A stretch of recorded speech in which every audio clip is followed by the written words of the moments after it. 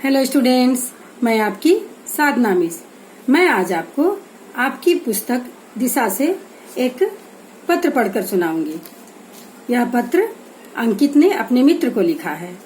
इस पाठ का नाम है कश्मीर की सैर। इस पाठ को पढ़ने पर देश प्रेम, एकता की भावना, सौहार्द, भावनात्मकता और परस्पर सहयोग की भावना से हम भर उठेंगे। अंकित ने अपने मित्र अंजन को पत्र लिखा है और ये कश्मीर से लौटकर इलाहाबाद से पत्र लिखा है। अंकित लिखते हैं, मैं कल ही कश्मीर से एक सप्ताह की यात्रा करके लौटा हूँ, इसलिए पत्र का उत्तर नहीं दे सका। आशा है मेरी तरह तुम भी सकुशल होंगे। इस पत्र में मैं तुम्हें अपनी कश्मीर यात्रा के बारे में लिख रहा हूँ। इसे पढ़कर तुम भी धरती का स्वर्ग कहे जाने वाले कश्मीर के बारे में जानोगे। तो अंकित लिख रहा है कि वह कश्मीर से लौटा है, इसलिए इतने दिनों तक वह पत्र नहीं लिख पाया। अब कश्मीर के बारे में बताते हुए वह पत्र लिख रहा है ताकि उसका मित्र भी जान सके कश्मीर के बारे में। उसके बाद वह कश्मीर के बारे में लिखता है कि इलाहाबाद से रेलगाड़ी से जम्मू पहुंचा और वहां से बस से श्रीनगर की यात्रा की। वहां की सड़कें घुमावदार, ऊंची नीची है। घाटियों, पहाड़ों और हरियाली ने उसके मन को आनंद से भर दिया।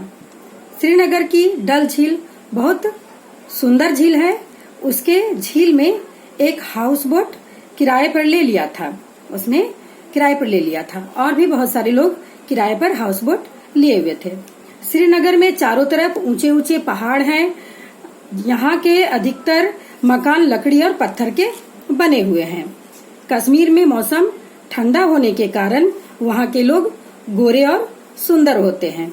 वहाँ सर्दी अधिक पड़ती है, इसलिए अंकित ने भी खूब गर्म कपड़े साथ ले लिए थे।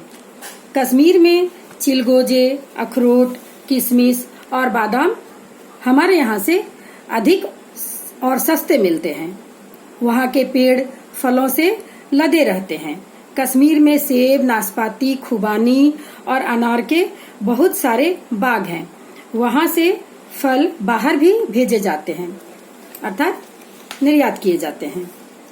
वहाँ के अधिकतर लोग गेहूं, मकई की रोटी और भेड़ बकरी का मांस खाते हैं। कश्मीर में अनेक झील हैं और बाग हैं। अंकित ने बागों और झीलों की सैर की। डल झील श्रीनगर की सबसे सुंदर झील है। इस झील में खिले हुए कमल फूल बहुत सुंदर लगते हैं। इसी झील के किनारे निषाद बाग है और पास में ही शालीमार बाग है। इस बागों को बादशाह जहांगीर ने लगवाया था।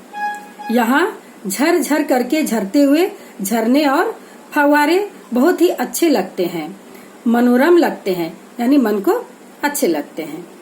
यहाँ लंबे लंबे चिनार के वृक्ष हैं। मखमल जैसी घास है। रंग बिरंगे फूल इनकी सुंदरता में चार चांद लगा देते हैं, अर्थात सुंदरता को बढ़ा देते हैं। अंकित अब हाउस बोट के बारे में बताता है कि यह पानी में तैरता हुआ लकड़ी का आरामदायक मकान है। इसमें सोने और बैठने और खाने के लिए अलग अलग कमरे होते हैं। डल झील में पंक्तियों में खड़ी हाउस बोट बहुत सुंदर दिखाई देती है। रात्रि में जब उसमें बत्तियां जलती है तो ये हाउस बोट दीपमालिका अर्थात दीपों की माला की तरह जगमगाते हैं और बहुत सुंदर लगते हैं। डल झील में तैरती हुई खेत भी हैं। ऐसी खेती के लिए पानी पर लकड़ियों का बेड़ा बनाया जाता है। फिर उसमें मिट्टी डालकर इसमें फूल और सब्जियां उगाई जाती है।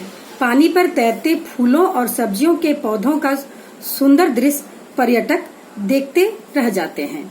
वहाँ की झीलों का आनंद लेने के लिए हर साल देश विदेश से हजारों लोग आते हैं। वहाँ अंकित की दोस्ती फल बेचने वाला एक कश्मीरी लड़के से हो गई। उसने अंकित को बताया कि बहुत अधिक सर्दी पड़ती है तो ठंड से बचने के लिए कश्मीर के लोग एक विशेष प्रकार की अंगीठी गले में लटकाए रहते हैं, जिसे कांगड़ी कहते हैं। सर्दियों में घरों, पौधों तथा पेड़ों की डालियों पर बर्फ की तहें रुई की तरह जम जाती है, जो देखने में बहुत सुंदर लगती है।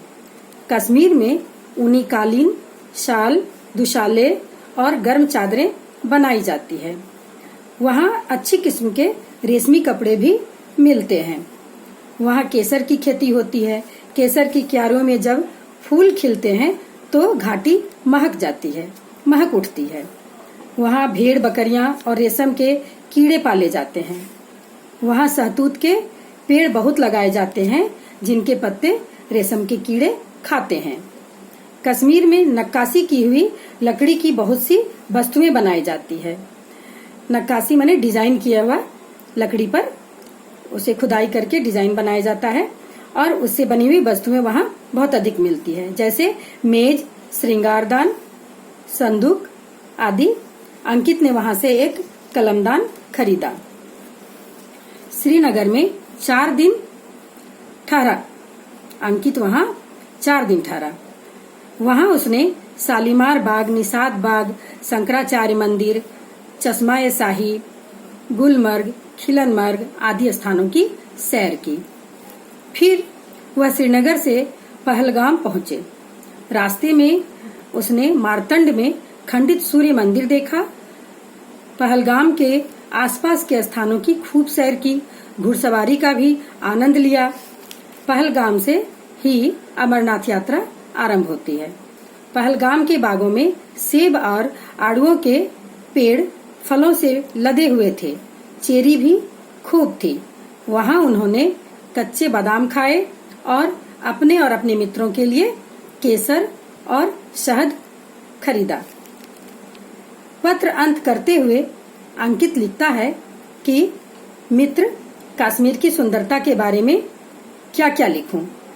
बस इतना समझ लो कि यदि पृथ्वी पर कहीं स्वर्ग है तो कश्मीर में ही है। अगले वर्ष तुम भी कश्मीर घूमने जाना, तभी तुम उस आनंद का अनुभव कर सकोगे। अंकल और आंटी को प्रणाम। रिया को स्नेह। तुम्हारा मित्र अंकित। इस तरह से उसने अपने पत्र को समाप्त किया। तो बच्चों, अंकित के इस पत्र के माध्यम से हम सब ने कश्मीर का पूरा परिचय प्राप्त किया और वहाँ की सुंदरता के बारे में जाना और वहाँ के सैर का आनंद भी उठाया। बच्चों, हमें यह भी जानना चाहिए कि कश्मीर झेलम नदी की घाटी में बसा है।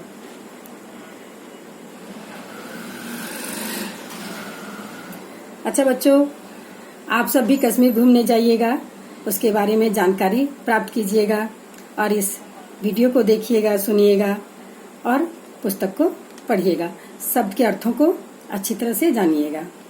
टाटा।